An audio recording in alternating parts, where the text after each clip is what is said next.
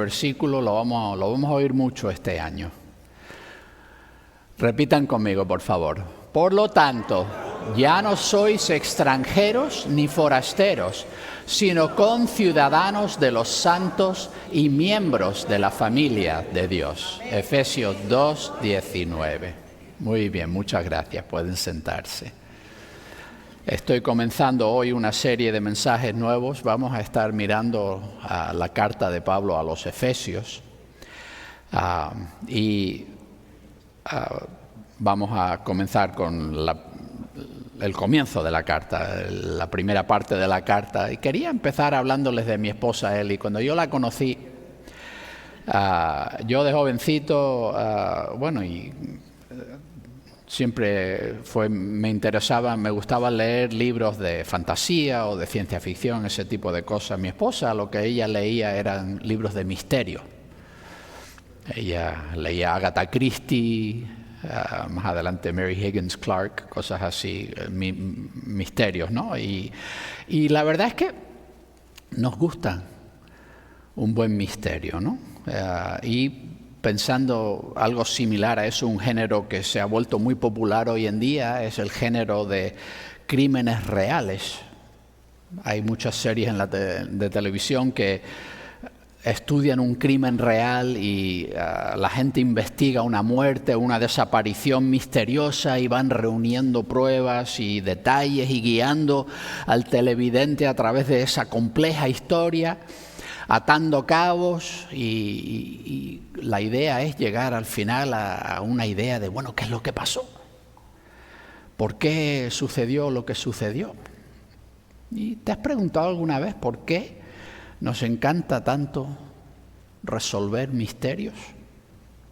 Yo pienso que nace de nuestra suposición innata de que las cosas tienen que tener un propósito y un significado. Las cosas no simplemente pasan y ya está, sino que hay una conexión. Hay un motivo por la cual las cosas suceden y tenemos que entender, poder interpretar ese motivo, si no, como que no tiene sentido nada.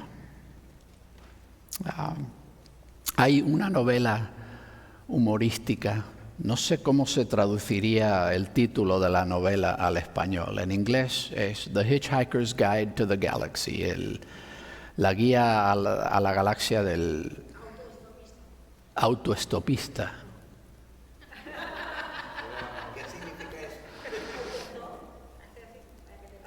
eso? Sí. Es ciencia ficción, pero humorístico. Y en ese libro plantean una pregunta, buscan la respuesta a la gran pregunta de la vida, el universo y todo. Y crean una computadora enorme que básicamente es un planeta entero dedicado a hacer el cálculo de esta pregunta tan grande, y después de no sé cuántos cientos de años, por fin, la computadora termina su cálculo y la respuesta a la pregunta es 42. Obviamente está escrito para que nos riamos, ¿no? Pero ¿y si existiera una verdadera respuesta a una pregunta tan grande? Pues yo creo que sí existe esa respuesta y que Pablo la descubrió. Y de eso voy a hablar hoy. Entonces, he titulado el mensaje de hoy, a ver si aparece ahí: la gran pregunta de la vida, el universo y todo. Estamos en Efesios capítulo 1, del 1 al 14. Quiero que nos situemos un poco antes de entrar en esta carta y entendamos un poco la situación del apóstol Pablo. Y quizá la forma en que yo he predicado a través de los últimos años nos ha preparado un poquito, porque a través de los años he predicado Primera de Corintios, he predicado Segunda de Corintios, hace un par de años prediqué Romanos, y como que hemos ido trazando la trayectoria de Pablo, ¿no? Y él tiene sus 3 famosos viajes misioneros. En su primer viaje misionero se queda por el lado este de Asia Menor en la región de Galacia y planta algunas iglesias por ahí. El segundo viaje misionero trata de extenderse hacia el oeste y coger toda Asia Menor, irse a Éfeso, pero Dios no se lo permite, así que acaba yendo al norte, a Macedonia, y acaba bajando y acaba en Corinto por año y medio, en Grecia. Y en ese tiempo empiezan a surgir problemas. Parece ser que después de que él ha establecido esas iglesias en Galacia, alguien viene detrás y les está tratando de convencer de que tienen que guardar la ley de Moisés, tienen que circuncidarse, tienen que observar las leyes de dieta, tienen que cumplir todos los rituales de la ley de Moisés para vivir en Cristo. Y la reacción inicial, y creo que quizás sea la primera carta que tenemos de Pablo, es la carta a los Gálatas, a las iglesias en Galacia, y ahí Pablo está enojadísimo, hasta el punto que llega a decir en Gálatas 5:12, ojalá se mutilasen los que os están molestando. Están muy enojados de que están tratando de pervertir el evangelio y tratar de unirlo con el viejo pacto, cuando el nuevo pacto ha venido precisamente porque el viejo pacto no podía salvar. Y el nuevo pacto es el que puede salvar. Y Pablo habla muy fuertemente en esa carta a los Gálatas, pero ahí comienza un problema que Pablo arrastra a través de todos sus años de ministerio. Esta división que se está formando entre los judíos y los gentiles. Y Pablo intuye, después de esa respuesta inicial tan fuerte en contra de esa rama judaizante dentro de la iglesia, después de eso creo que conforme Pablo más va meditando y pensando, se va dando cuenta de que lo que tiene que hacer no es simplemente decirle a los judaizantes que están equivocados, sino que tiene que convencerles de que han entendido mal. Y no es simplemente oponerse, porque lo que Pablo no está dispuesto a permitir que suceda es que se desarrolle una iglesia judía y una iglesia gentil. Que se desarrolle una versión del evangelio centrada en Jesús y una versión del evangelio centrada en Moisés. Y que existan dos religiones o dos formas del evangelio que salgan de él. Entiende que solo hay un Cristo, solo hay una salvación, solo hay un Dios eterno y que la forma en que tenemos todos que acceder a él en Cristo es igual. Y Pablo, a través de los años de su ministerio, Dios le envía a los gentiles, pero Pablo era un judío. Y Pablo siempre se veía en esa posición mediante entre un mundo judío, un mundo gentil y las raíces judías de la fe cristiana. Pablo en ese segundo viaje misionero acaba en Corinto, en el tercer viaje misionero, el último viaje misionero. Por fin Dios le permite ir a Éfeso, donde se queda 2 o 3 años, por lo menos 2 años y medio, y es el tiempo más fructífero que él tiene en su ministerio. Hemos hablado de eso, ¿no? Cuando él está ahí en Éfeso, están sucediendo cosas tremendas, o sea, hasta el punto en que la gente está tomando pañuelos que Pablo ha tocado y poniéndolos encima de los enfermos y Dios los está sanando y Dios está obrando de una forma poderosa, de tal forma que se están convirtiendo personas y personas ricas porque se convierten a Cristo y abandonan sus prácticas mágicas y un día vienen y reúnen libros mágicos que habían comprado y los queman. Y dicen que el valor de esos libros que quemaron era 50,000 piezas de plata.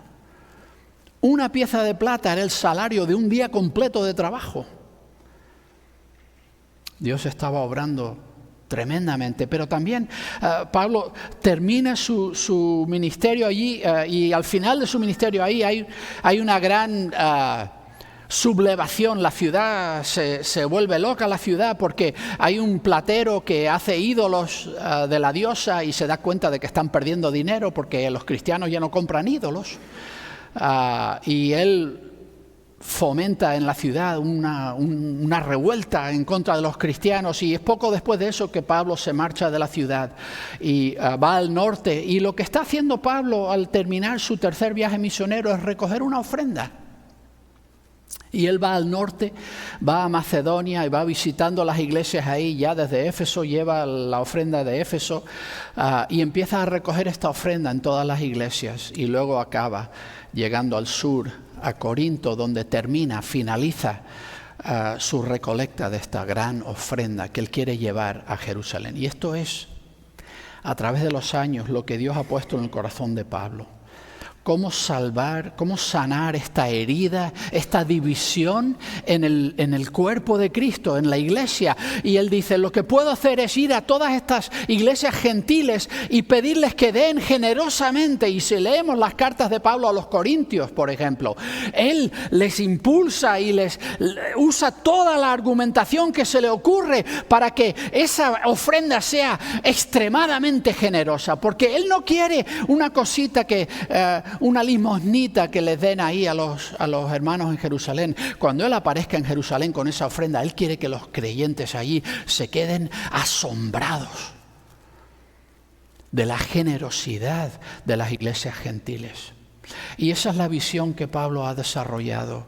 Voy a recoger esta gran ofrenda a través de las iglesias gentiles y voy a llevarlo a Jerusalén, porque en Jerusalén ahora mismo están pasando mal tiempo, las cosas se están calentando, hay mucha presión, pronto va a desatarse rebelión en contra del Imperio Romano y va a ser terrible, pero en ese momento tan intenso y cada vez la gente en Jerusalén están más aislados y más están fomentando el odio para con todos los que son de afuera, los romanos, los griegos, cualquiera que no sea judío. Y Pablo dice, tenemos que romper eso en la iglesia en Jerusalén. Y esta ofrenda es para la iglesia más judía que existe en el mundo, la iglesia de Jerusalén. Pablo quiere llevar esa ofrenda. Desde Corinto, Pablo piensa, ¿sabes qué? Y meditando, Dios le da una sensación de que, ¿sabes qué, Pablo? Ya has terminado la obra que tenías que hacer en este lado del Imperio Romano. Has cubierto todo, Grecia, Macedonia, Asia Menor, Galacia, toda esa región la has cubierto. Has plantado iglesias, has dejado congregaciones firmes y líderes bien entrenados para llevar todo esto aquí. Ya has terminado tu obra. Y Pablo está ya pensando, ¿sabes qué? Donde todavía hace falta llegar es al otro lado de Roma, hacia el oeste, cruzando Italia y yendo hasta el fin del mundo, hasta España, que en la antigüedad pensaban que ahí es donde acababa el mundo, ¿no? Hay un pueblo en España que se llama Finisterre, el fin de la tierra. Ahí es donde quería ir Pablo. Así que desde Corinto, él escribe una carta a las iglesias en Roma, porque Pablo nunca ha ido a Roma. Y él les dice, mira, déjenme presentarme y déjenme explicarle en gran detalle el evangelio que yo predico, porque mi plan es ir a Roma y que desde Roma ustedes sean mi base de operaciones. Y de Roma yo parto hacia el oeste y voy hasta España, porque hay que llevar el evangelio hasta el fin del mundo. Pablo quiere terminar esa labor. Y uno pensaría, bueno, ya estabas en Corinto, desde Corinto coges un barco y te pones en Italia así. Podría haber llegado a Roma ya. Pero Pablo dice, no, primero voy a entregar esta ofrenda en Jerusalén. Y Pablo sabe que eso va a añadir por lo menos un año a sus planes de viaje. Pero él lo hace. Y él escribe esa carta, la envía con Chloe a Roma, y él parte de regreso y va a Jerusalén a entregar esa ofrenda. Bueno, los planes de Pablo nunca salieron como él pensaba. Nunca llegó a ir a España. Porque cuando llegó a Jerusalén a entregar la ofrenda, casi de inmediato le arrestaron. Él pasó 2 años en cárcel en Cesarea Marítima, ahí, cerca de Jerusalén.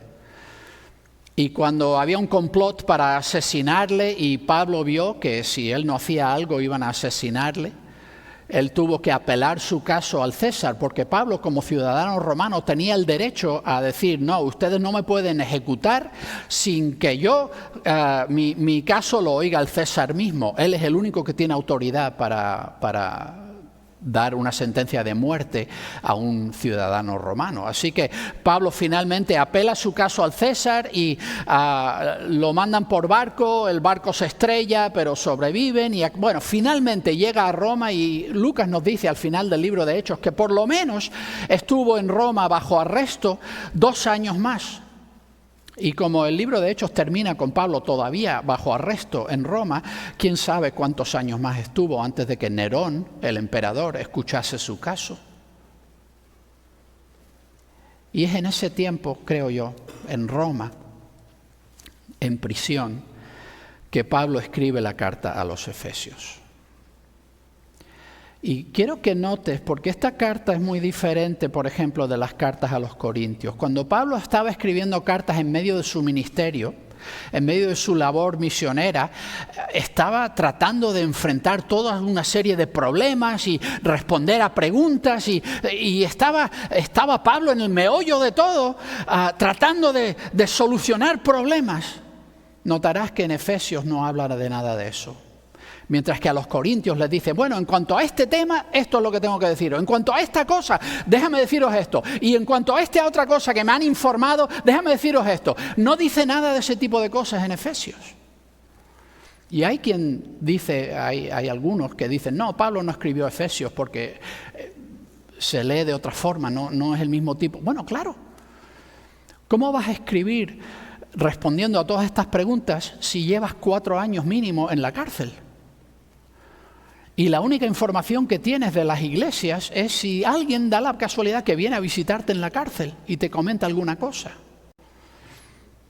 Y tenemos que entender que esta carta nace de un periodo largo en la vida de Pablo, en la cual él ha tenido mucho tiempo solo. Ha pasado en sus viajes misioneros, él caminó como 10.000 millas a patita. Imagínate pasar y me pregunto, él no tendría un relojito de esto que le dice cuántos pasos está haciendo, pero él muchos pasos tenía Pablo. Y de eso pasa a por lo menos 4 años de no dar pasos, de estar encarcelado. Y de esa actividad frenética que había estado viviendo, pasa a 4 años en los que tiene tiempo de sobra para pensar y meditar. Y Efesios es el fruto de uno de los pensadores más profundos que tenemos en el Nuevo Testamento, después de por lo menos 4 años de tiempo de sobra de pensar. Y como que Pablo va destilando ese pensamiento. Así que vamos a empezar la carta, porque ya en la entrada, en el pasaje que vamos a mirar hoy, ya Pablo nos dice cosas enormes. Pero empieza como casi todas sus cartas, ¿no? Pablo, apóstol de Cristo Jesús por la voluntad de Dios, a los santos y fieles en Cristo Jesús que están en Éfeso. Gracias a vosotros y paz de parte de Dios nuestro Padre y del Señor Jesucristo. Como en todas sus cartas, Pablo se identifica como apóstol, un enviado, una persona enviada en representación y comisionado por otro, ¿no? Y el que le ha enviado en representación suya y le ha comisionado ha sido Cristo Jesús, y dice que es por la voluntad de Dios. Y Pablo siempre hacía un gran énfasis en esto. Lo leemos en el libro de Hechos cuando él está explicándole su caso a Herodes Agripa II, justo antes de que lo envíen a Roma para que su caso lo oiga el Nerón. Él le comenta a Herodes Agripa II cómo fue su conversión, cómo él se encontró con Jesús en el camino a Damasco, y a Agripa le dice que Jesús le dijo en ese mismo momento que le iba a enviar a los gentiles para que los gentiles llegasen a conocer. Así que Pablo, a diferencia de la mayoría de los cristianos, él no se enteró de la gran comisión porque otro cristiano le dijo, ¿sabes que Jesús dijo que vayáis por toda la tierra y hagáis discípulos a todas las naciones, enseñándoles que guarden? A Pablo, antes de que nadie le pudiera explicar eso, Jesús mismo le había dicho la gran comisión. Así que cuando Pablo dice, Dios me ha enviado en representación suya, desde su primer momento de encuentro con Jesús, Jesús ya le había dado esa encomienda. Y por eso Pablo hace siempre ese énfasis. Él no es apóstol porque alguna iglesia se juntó y dijo, vamos a nombrarle apóstol, porque alguna otra persona dijo, voy a comisionar a Pablo como un apóstol, sino porque Jesús mismo directamente le comisionó para esta labor. Y en un sentido, todos los que creemos en Jesús somos apóstoles. ¿Quién cree en Jesús y no participa de la gran comisión? ¿Quién cree en Jesús y no tiene la responsabilidad de representarle ante un mundo que no le conoce? Todos somos en ese sentido apóstoles. Y Él se dirige a los santos y fieles. Y Pablo le gusta mucho hablar de los creyentes como santos. Y es una buena cosa de recordar que creer en Jesús nos convierte en propiedad de Dios. Si yo vengo a la fe en Jesús, no simplemente que ahora Dios me va a ayudar a mí, sino que la forma en que Jesús me salva es que Él me ha comprado para sí. Y algo santo es una cosa apartada para Dios, algo que le pertenece a Dios de manera exclusiva. Y es una forma de describir toda la vida de una persona que ha venido a la fe en Jesús. Yo soy santo, yo ya no me pertenezco a mí mismo, le pertenezco a Dios, porque Él me compró. Esta frase a los santos y fieles en Cristo Jesús que están en Éfeso. Hay algunos manuscritos antiguos que no tienen esa frase en Éfeso. Y no, es normal, hay tantos manuscritos antiguos de los textos bíblicos, no es incomún que en algún texto falte una cosa o haya alguna cosa que se copió mal. Pero el motivo por el cual esto es significativo es que el manuscrito en el cual falta esa frase es el más antiguo que tenemos de la carta a los Efesios. Es un manuscrito, lo designan P46. Que data como del 175 al 200 y pico, o sea, muy antiguo, muy antiguo. Y es curioso, yo he mirado fotografías de esa página, de ese folio en ese manuscrito, y tienes ahí todo en griego, ¿no? Y arriba, encima de todo, pone pros Efesiois, o sea, a los Efesios. Pero luego en el texto mismo, cuando estás leyendo, cuando llega a esta parte donde dice a los que están en Éfeso, simplemente dice a los que están. Y no completa la frase. Pero arriba del todo, ese mismo manuscrito dice a los Efesios.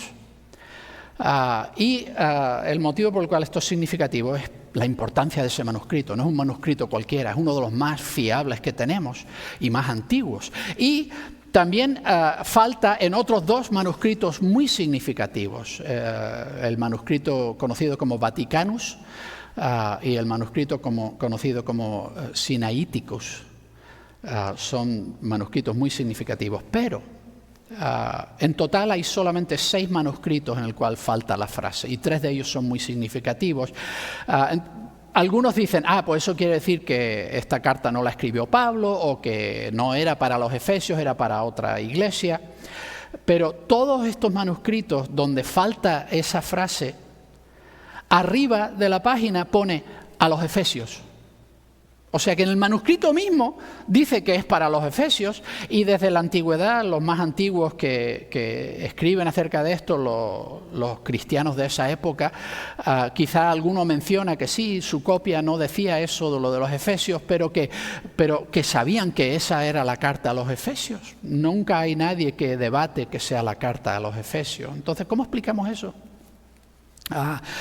Creo que tiene que ver con la idea de que la gente pensaba, esta carta no es solamente para esa iglesia, sino lo que Dios nos dice aquí es significativo para todas las iglesias. Así que algún escriba hizo una copia en la que arriba pone, esto es la carta a los Efesios, pero cuando está escribiendo la carta en sí, en la parte donde dirías a los que están en Éfeso, lo deja en blanco para que el que está leyéndolo en una iglesia pueda ahí insertar el nombre de la iglesia donde está. Y por eso tenemos esa copia de esa forma. Creo que es la forma más sencilla de entender eso. Se lo digo, quizá no es muy importante, pero si alguna vez alguien les dice eso, que sepan que esa es la realidad. Y Pablo, en todas sus cartas, y mira, las miré, todas, incluso la cartita de Filemón, incluso las cartas pastorales a Timoteo y Tito, en todas sus cartas, Pablo, cuando abre la carta, él dice gracia y paz. En todas. Y es muy curioso cómo Pablo ha tomado la forma que tenían los judíos y la forma que tenían los griegos de saludarse, y como que le han mezclado las cosas ahí y cambiado un poquito, porque la forma en que los judíos se saludaban era decir paz, shalom. Los árabes hacen lo mismo, salam, ¿no? Los griegos tenían un saludo un poco menos significativo. Ellos decían kairein, que quiere decir saludos. Y Pablo dice, miren, paz, eso es algo, ¿no? Pero saludos, eso. Así que cogió una palabra muy similar que tiene mucho más jugo, ¿no? Y él cogió la palabra caris, gracia. Y unió eso cuando él escribe cartas, así es como saluda a la gente, gracia y paz. Y habla de que esto procede de Dios, quien es nuestro Padre, y de Jesucristo, quien es nuestro Señor. Y nos recuerda que conocemos a Dios al menos de dos formas importantes, como un Padre que nos ama y como un Rey y Señor que gobierna el universo. Llegamos al versículo 3 y les voy a advertir, vamos a coger del 3 al 14. Esta es la frase más larga en el Nuevo Testamento. Comenzamos en el versículo 3 y Pablo no pone un punto final hasta llegar al versículo 14. Y os he dicho, ¿no?, que Pablo lleva 4 años al menos pensando, dándole vueltas al Evangelio. Y ha pensado profundamente. Así que en esta frase Pablo tiene tantas ideas importantes y ricas y él las mantiene todas en una misma idea. O sea, él entiende que todo esto está conectado de una forma inseparable y lo mantiene en su mente junto, porque son todo matices de una gran cosa. Así que vamos a ir desenredando esta bola, esta frase que comienza en el versículo 3 y acaba en el 14. Comienza con una bendición. Bendito sea el Dios y Padre de nuestro Señor Jesucristo, quien nos ha bendecido en Cristo en toda bendición espiritual en las regiones celestiales. Y todavía no hemos acabado, pero vamos a pausar un momento. Comienza dando una bendición y Pablo está tan agradecido a Dios, quien no solo es Dios, sino Padre de nuestro Señor Jesucristo. Y le bendice porque nos ha bendecido en Cristo, por medio de Cristo, con toda bendición espiritual. Yo en mi traducción he puesto espiritual con mayúscula, porque creo que lo que Pablo está aquí diciendo no es que simplemente que Dios en Cristo nos ha dado bendiciones espirituales, no físicas, sino está diciendo que Dios nos ha bendecido en Cristo con bendiciones que vienen del Espíritu Santo, bendiciones que vienen de Dios, quien es Espíritu. Ese tipo de bendiciones. Y dice, ¿qué tipo de bendiciones ha compartido Dios con nosotros por medio de su Espíritu en Cristo? Y Pablo dice, todas. Toda bendición. No alguna cosilla que le sobraba a Dios quiso compartir con nosotros, sino que Dios ha compartido con nosotros en Cristo, por medio de su Espíritu Santo. Él nos ha concedido toda bendición. Y no simplemente bendiciones terrenales, sino Él nos levanta a las regiones celestiales, a la morada de Dios mismo, y abarcamos ya toda esfera de la creación, toda bendición posible que Dios pudiera darnos. En cualquier esfera de la creación nos la ha concedido en Cristo. ¿Cómo no bendecirle? Y tal vez tú eres de esas personas que piensas, Dios pide demasiado de mí. O sea, yo estoy dispuesto a creer en Jesús, pero ¿rendirle mi vida?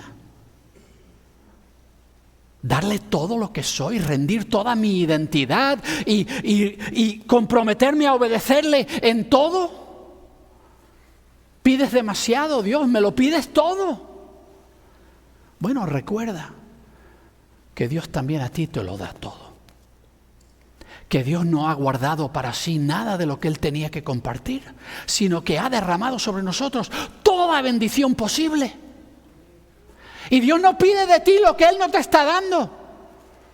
Y entre tú y Dios, ¿quién sale ganando?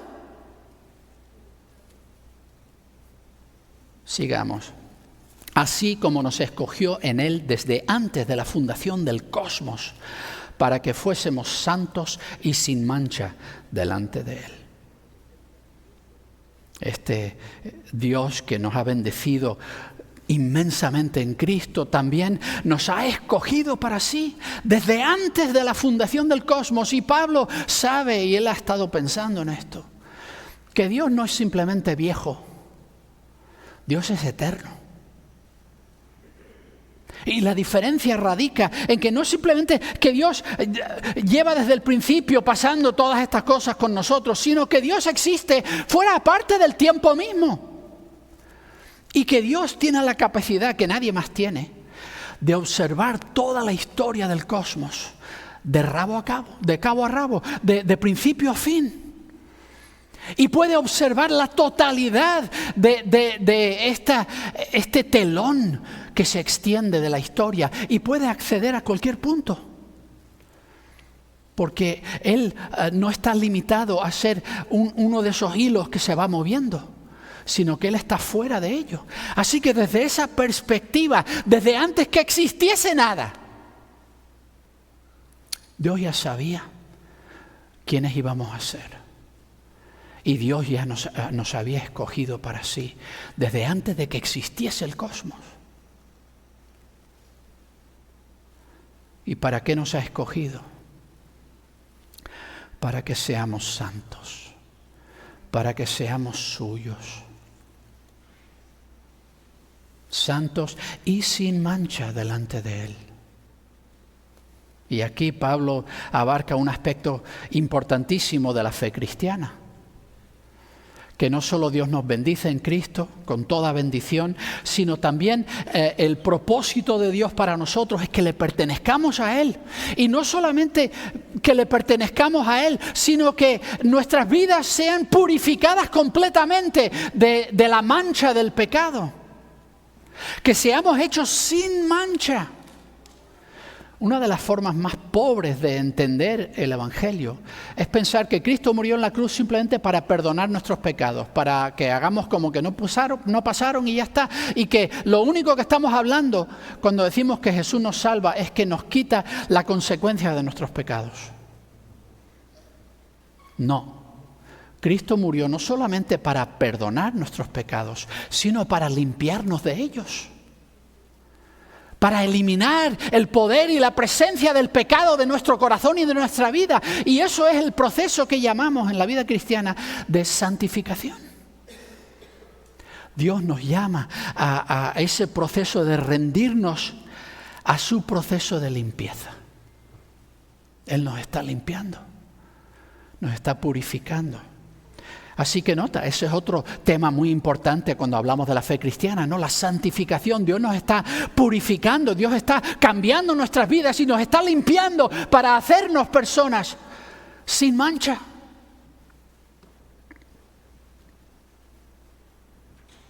Y seguimos, y es curioso cómo se parte el versículo ahí, creo que lo hicieron mal, se equivocaron, porque esto de en amor creo que va con la siguiente frase, yo lo he puesto así.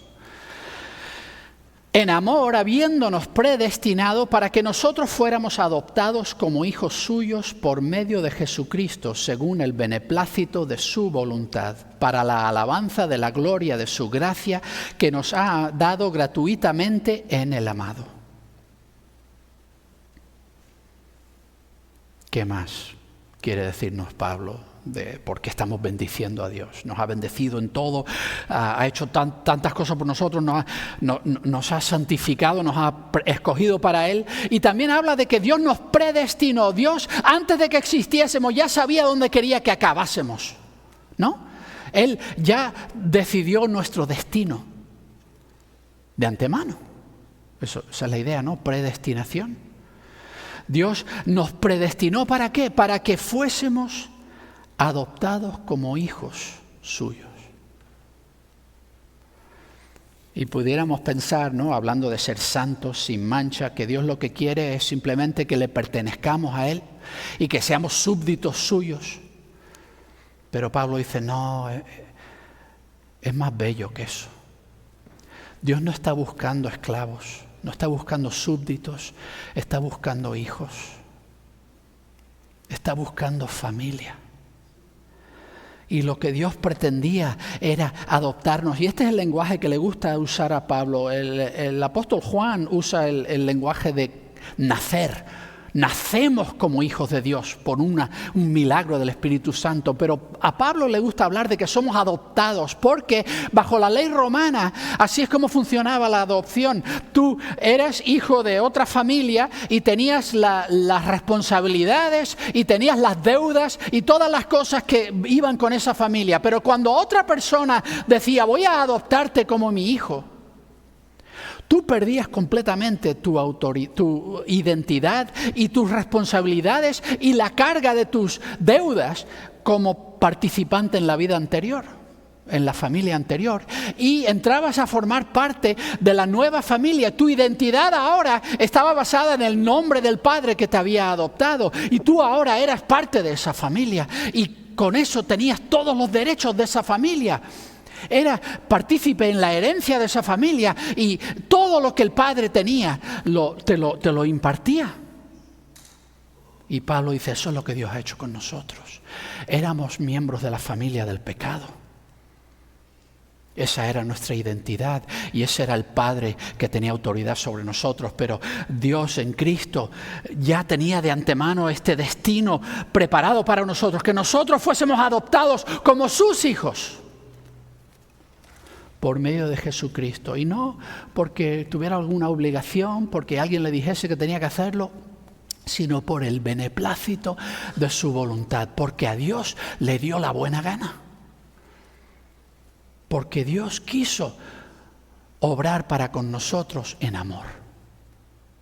Como creador no tenía que hacerlo así. Dios podría habernos dicho lo que le diera la gana. ¿Quiénes somos nosotros para oponernos? Pero Él escogió amarnos y adoptarnos y compartir con nosotros todo lo que Él tiene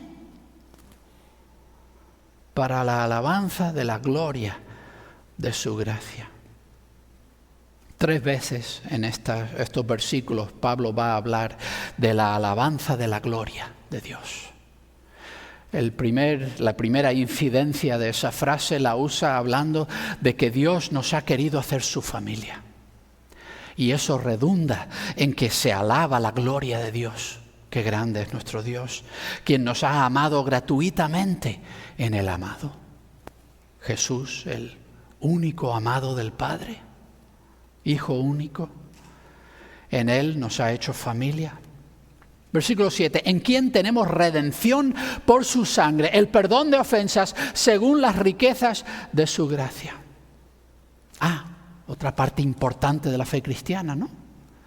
No solo la santidad, no solo la santificación, no solo la adopción en la familia de Dios, sino que Cristo perdona nuestros pecados. Hay un problema grande, ¿no? Estamos separados de Dios por nuestras ofensas, las cosas que nosotros deliberadamente hemos hecho, que sabemos que Dios no quiere que hagamos. Y todos lo hemos hecho. Pero en el amado, en Jesús, tenemos redención por su sangre. Jesús derramó su sangre en la cruz. Acabamos de meditar mucho de eso en las últimas 3 semanas. El precio que Él pagó para redimirnos, para que puedan ser perdonadas nuestras ofensas según la riqueza de su gracia. Y sí, esa es una parte muy importante de la fe cristiana, que nuestros pecados son perdonados por Cristo. Gloria a Dios. Que nos prodigó con toda sabiduría y entendimiento, dándonos a conocer el misterio de su voluntad, según su buena voluntad, la cual propuso en Él, para la administración del cumplimiento de los tiempos. Antes de terminar ese versículo 10, ¿qué más? ¿Por qué bendecimos a Dios? No solo nos ha perdonado, sino nos prodigó. La palabra esa es la idea de que nos dio sobreabundantemente, o sea, derramó sobre nosotros mucho más de lo que debía, mucho más de lo que nos corresponde. Nos prodigó con toda sabiduría y entendimiento. Y Pablo está diciendo, Dios nos ha ayudado a entender. Y sabiduría es esa idea no simplemente de tener la información, sino de comprender el por qué esa información sirve para algo. Esa es la diferencia entre conocimiento y sabiduría, ¿no? Sabiduría, entendimiento. Y Pablo dice que nos ha dado a conocer el misterio de su voluntad.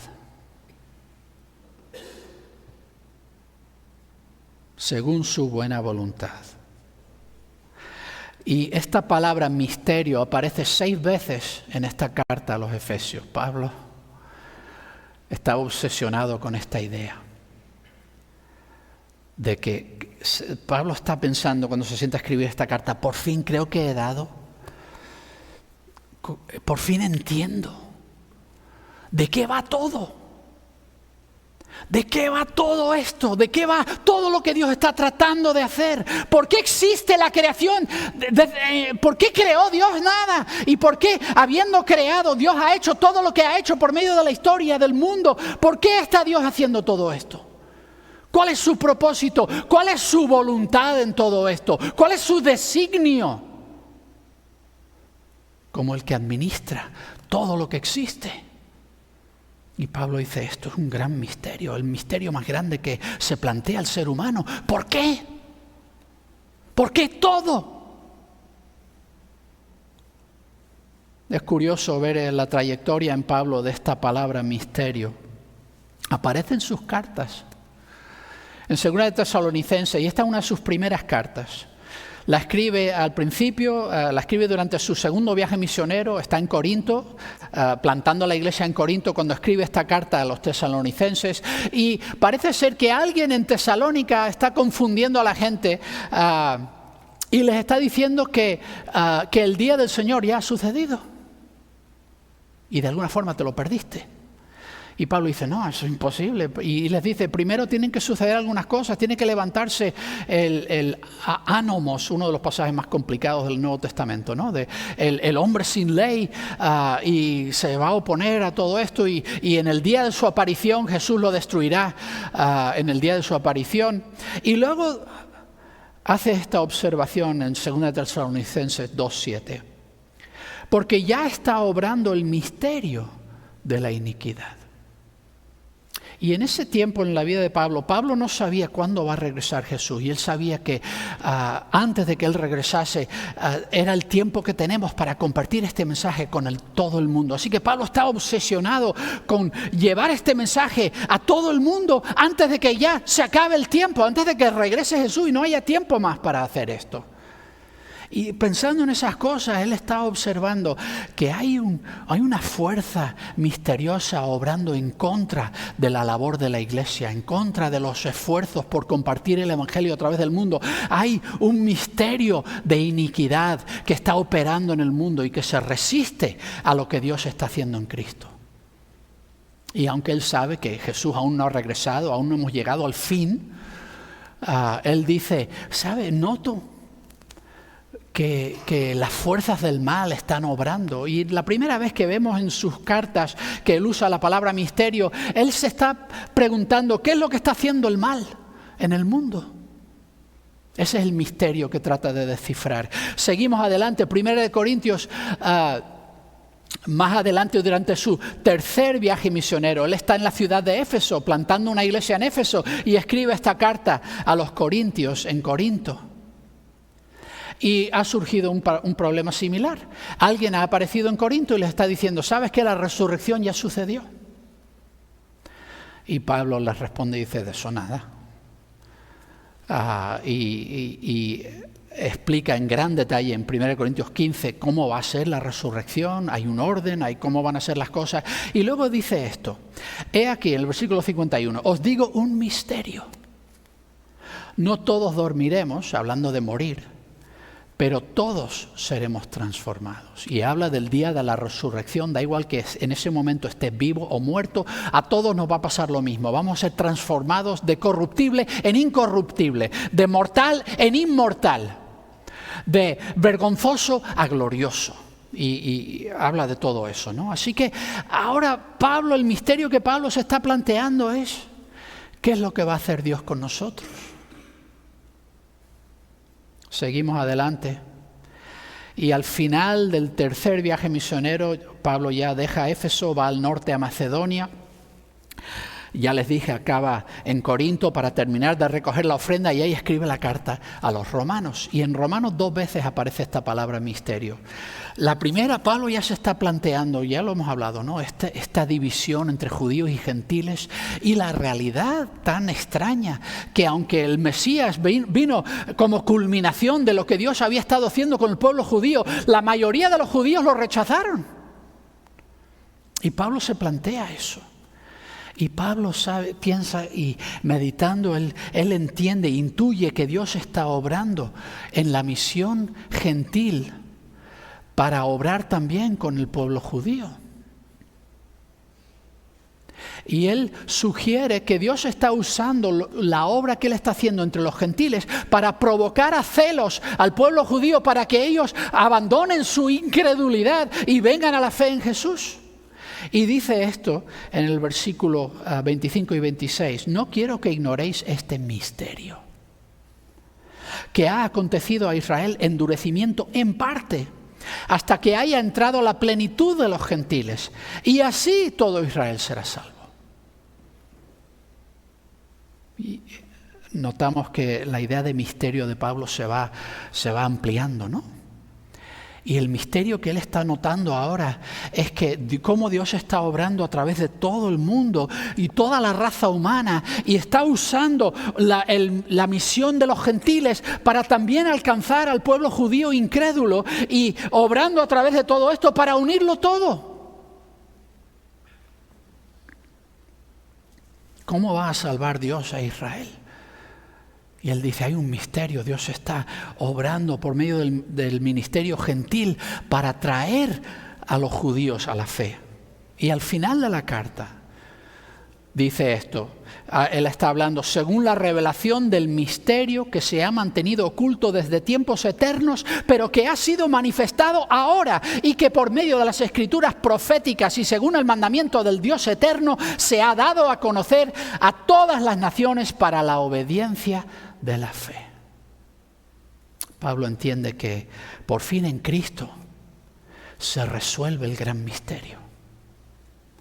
Por fin en Cristo esta gran pregunta de ¿por qué todo? Tiene respuesta. Y esa respuesta tiene que ver con lo que Dios está haciendo por medio del Evangelio para unir, atraer a todas las naciones así a la obediencia de la fe. Así que pues, llegamos ya, creo que a la expresión culminante de cómo Pablo entiende este gran misterio. Digamos misterio, no de una cosita, sino vamos a hablar del misterio global, de todo. ¿Por qué todo? Y habla de esto para la administración del cumplimiento de los tiempos.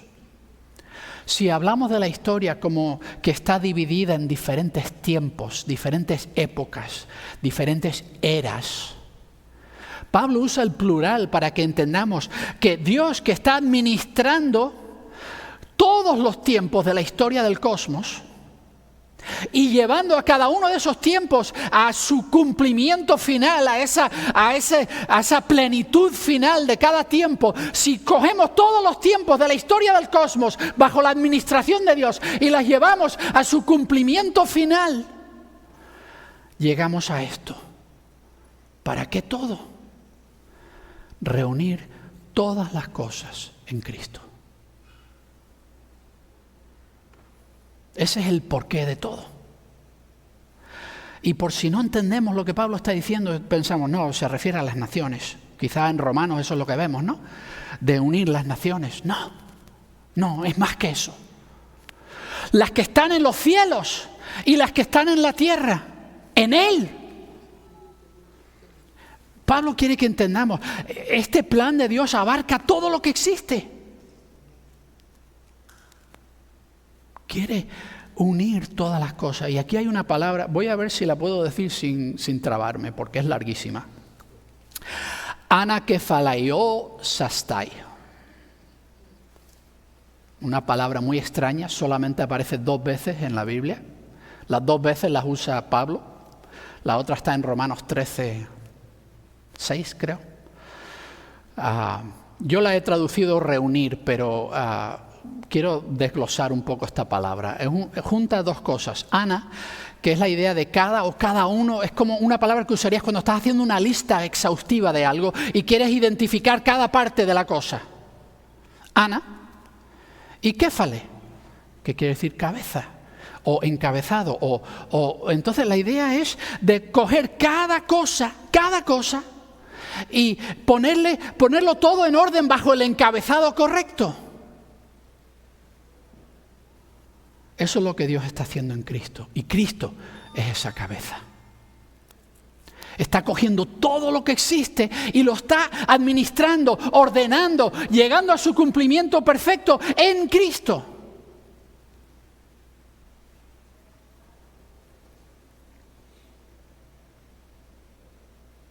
Pero todavía no hemos terminado la frase. En quien, hablando de Cristo, en quien también nosotros hemos sido elegidos por sorteo como herencia. Hay traducciones que creo que se equivocan aquí. Porque eso de elegido por sorteo como herencia está en la formación pasiva. Hay algunas traducciones que dicen que hemos recibido herencia.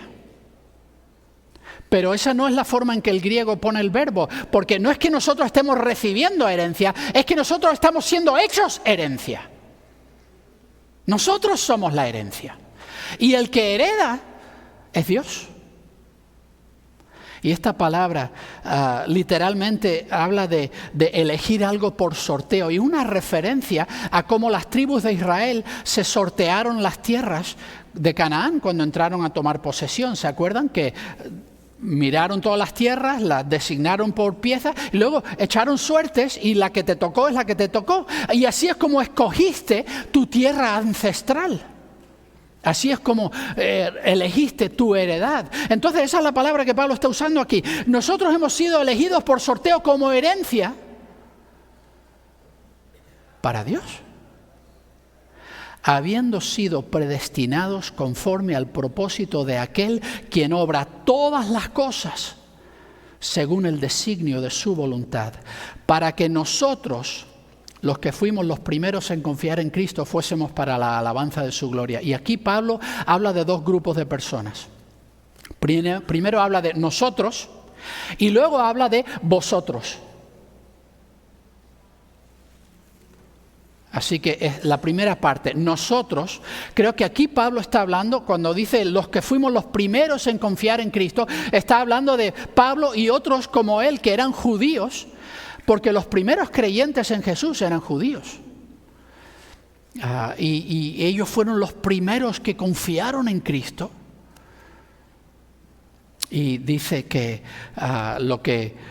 esta herencia de Dios comienza con este grupo de judíos que han creído en Él. para que fuésemos para la alabanza de su gloria. Ahí va la segunda vez que vemos en estos versículos esa idea de la alabanza de la gloria de Dios. Y la alabanza de la gloria de Dios aquí se refiere a que Dios usó su pueblo Israel para sí como heredad. Pero no solo es Israel, versículo 13, en el cual también vosotros, cuando oísteis el mensaje de verdad, el evangelio de vuestra salvación, cuando creísteis en él, fuisteis sellados con el Espíritu Santo prometido. Ahora Pablo habla de los gentiles. Y todavía no he terminado la frase, ¿no? Pero también vosotros, cuando hablamos de ser heredad de Dios, no solo los judíos, no solo el pueblo escogido de Dios, sino ahora vosotros sois pueblo escogido de Dios. También vosotros, porque oísteis el mensaje de verdad, este evangelio que os salva. Y vosotros, en el momento en que creísteis en él, fuisteis sellados con el Espíritu Santo prometido. ¿A quién le prometió Dios que iba a enviar su Espíritu Santo? Fue a los judíos. En Joel, él habló de que voy a derramar mi Espíritu sobre todos. Y ese Espíritu Santo prometido vino no solamente en Pentecostés sobre los judíos, sino poco después, cuando aparece Pedro en casa de Cornelio y se pone a hablarle de Cristo, de repente el Espíritu Santo cae sobre ellos y se quedan asombrados de que el Espíritu Santo cayó sobre personas que comen cerdo, personas que no guardan el sábado, personas que no son circuncisos, personas que en su vida no se han preocupado de cumplir los rituales de la ley de Moisés. Y sin embargo el Espíritu Santo cayó sobre ellos, igual que cayó sobre los judíos. Esa fue la prueba irrefutable para los primeros creyentes de que Dios había desestimado ya esas cosas de la ley de Moisés como necesarias. Y el Espíritu Santo les selló como partícipes, como parte de la misma herencia de Dios. El Espíritu Santo que cayó sobre ellos, quien es el depósito, las arras, el pago inicial de nuestra herencia hasta la redención de la posesión para alabanza de su gloria. Y ahí Pablo pone un punto y hace... Terminó la frase, ¿no? El Espíritu Santo es el anticipo de la realidad de que nosotros somos herencia de Dios. El anticipo de que yo realmente le pertenezco al Dios del cielo y la tierra, al que lo creó todo, al que lo diseñó todo, al que tiene un propósito para todo. Y todo ese propósito se reúne en Cristo. Y ahora, para la alabanza de su gloria. Y esta vez hablamos no solamente de que Dios ha escogido para sí a los judíos que han creído en Jesús, sino ahora entendemos que la alabanza de su gloria nace de que esto se ha ampliado a toda la raza humana. Y que todos somos hechos parte de esa herencia. Hasta ese día guardado. Y si tú crees que tú tienes grandes expectativas, tú anhelas que llegue ese momento final en que tengamos la plenitud de lo prometido, el que de verdad tiene ganas que llegue ese día es Dios, porque nosotros somos su herencia. Y Él quiere llegar a ese momento final, en el cual Él disfruta plenamente de todo lo que lleva la historia del cosmos creando y formando. Nos invita a participar en esto en Cristo. Es impresionante, ¿no? Reflexionar y contemplar la imagen completa de la gran intervención de Dios en toda la creación. Creó un mundo y colocó en él a humanos destinados a ser su familia, su herencia eterna. Pero el pecado lo rompió todo, destrozando la familia, aislándonos a todos de Dios. y unos de otros. Pero Dios ya sabía eso. Desde antes de la fundación del cosmos lo sabía. Ya había dispuesto cómo iba a restaurarlo todo. Cristo vendría y con su sangre compraría la redención para todos, judíos, gentiles, cercanos, lejanos, hombres, mujeres, da igual. Para que pudiéramos ser reunidos de nuevo en Cristo. El punto de partida es la fe. Recibir el mensaje del Evangelio y ser sellados con el Espíritu Santo de Dios. Y ahora nosotros, la iglesia, somos el principio de cómo Dios está trayendo cada cosa en la creación de vuelta amorosa a la unidad de la familia de Dios. Es por eso que si tú sigues a Cristo, tienes que hacer de esta labor de reconciliación el trabajo de tu vida.